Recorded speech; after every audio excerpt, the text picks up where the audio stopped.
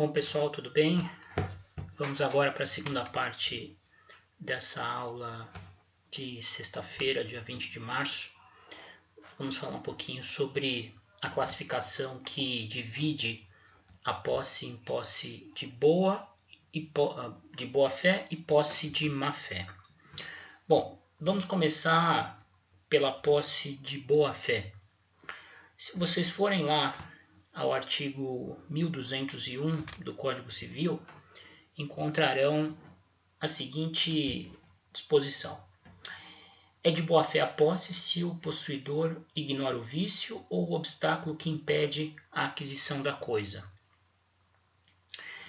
Ou seja, a posse de boa fé ocorre sempre que o sujeito acreditar estar se comportando legitimamente. É um conceito, como vocês podem observar, que se funda em dados psicológicos. É preciso a crença de se estar numa situação legítima. Essa crença ocorre quando o possuidor ignora que existe um vício, que existe um obstáculo que lhe impeça de adquirir legitimamente a coisa.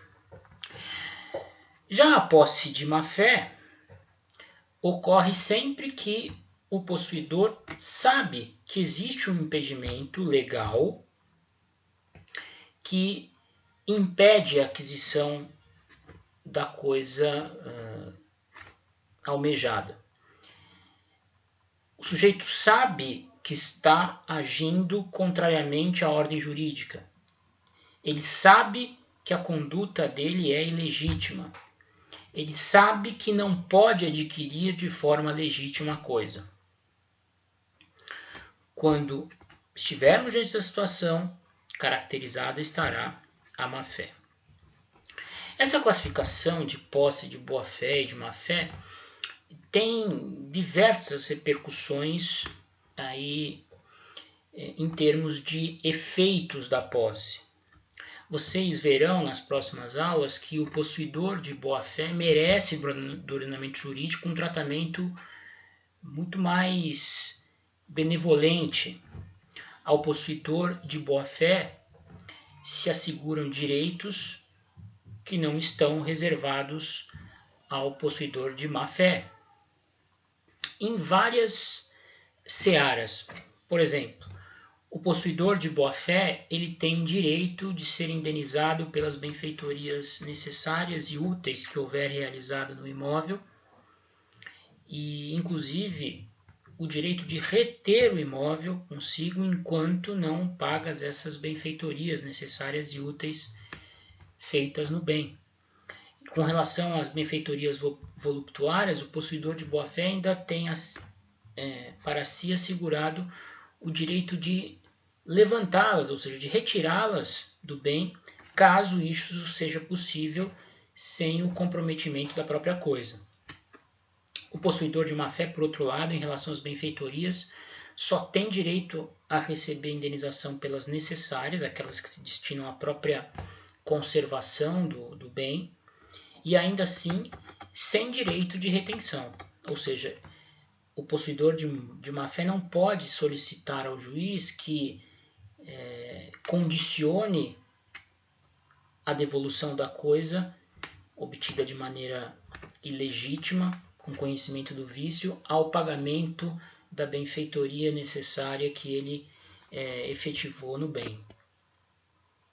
Em relação a riscos da coisa, o possuidor de má-fé ele responde pelos riscos, ou seja, se a coisa perecer nas mãos dele, ainda que por caso fortuito ou força maior, estando de má-fé, será obrigado a indenizar o prejuízo suportado pelo proprietário. Isso não ocorre com o possuidor de boa-fé.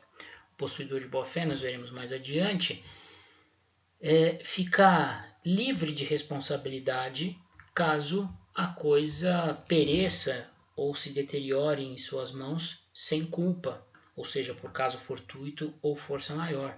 Também na esfera da uso capião, nós temos tratamentos diferenciados reservados ao possuidor de boa-fé e de má-fé. O possuidor de má-fé precisará de um tempo maior de posse prolongada, sem oposição e exercida em caráter ininterrupto, para conseguir conquistar a propriedade via uso capião. O possuidor de boa-fé, nós veremos, precisa cumprir um lapso temporal menor, né? Ou seja, a legislação prestigia quem está de boa-fé em detrimento daquele que está de má-fé. E age muito bem, evidentemente, afinal, a boa-fé é algo que o ordenamento sempre deseja dos cidadãos. Muito bem. Prosseguindo na questão da posse de boa-fé, a lei estabelece a presunção de boa-fé ao possuidor que tenha justo título, né? Mas o que vem a ser esse tal de justo título que gera a presunção de boa-fé em favor do possuidor? Vamos ver o parágrafo único do artigo 1201. O possuidor de boa-fé, o possuidor com justo título, tem por si a presunção de boa-fé, salvo prova em contrário, ou quando a lei expressamente não admite esta presunção. O que é o justo título que assegura essa presunção de boa-fé? Justo título é o documento que seria hábil à transferência do domínio e à posse se não contivesse vício capaz de impedir essa transmissão. Vou dar exemplo. Imaginem um cidadão que foi beneficiado num testamento outorgado por um tio distante. O tio resolveu contemplar esse cidadão com um imóvel. Um tio abastado, com vários imóveis, patrimônio enorme, resolve contemplar o sobrinho distante com um imóvel e faz uma disposição testamentária nesse sentido.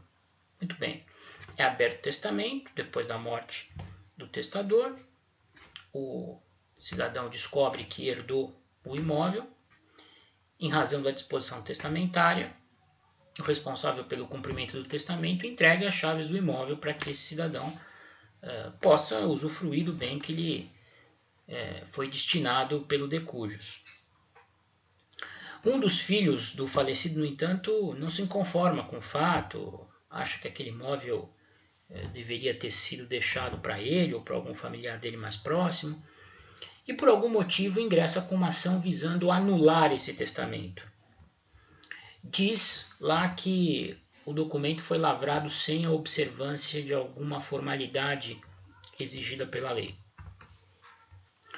E de fato o juiz, examinando essa ação de anulação de testamento, verifica que descumpriu-se uma formalidade exigida pela lei. E com isso declara a invalidade desse testamento. Evidentemente que aquele sobrinho beneficiado com a disposição testamentária recebeu a posse do bem que havia lhe sido destinado de boa fé. A existência do testamento assegurando a atribuição do imóvel para ele é um justo título. É um documento, testamento, que não fosse pelo vício nele contido, que era desconhecido, né, do beneficiário, do herdeiro, teria aptidão para lhe transferir a posse e a propriedade da coisa. Quem tem o justo título, quem tem um documento que não fosse pelo vício nele existente, seria capaz de transferir a posse e a propriedade da coisa em seu favor, tem presumida a boa-fé. Tá certo? Lógico que não é uma presunção absoluta, lógico que pode haver contestação, de repente o sujeito que entrou com a ação lá para anular o testamento, o filho que entrou com a ação destinada à anulação do testamento, consegue demonstrar ao juiz que, na verdade, o que houve foi uma coação desse sobrinho distante, foi uma ameaça ao de cujos que fez com que ele deixasse o imóvel em favor desse herdeiro. Pode acontecer? Pode. Aí, se isso acontecer, se isso ficar demonstrado, a presunção de boa-fé decorrente da existência do testamento se desfaz. E o herdeiro inicialmente contemplado vai ser considerado possuidor de má-fé. Até aqui tudo bem? Então eu vou fazer um pequeno corte para que o vídeo possa caber no link do YouTube. Já volto daqui a pouco.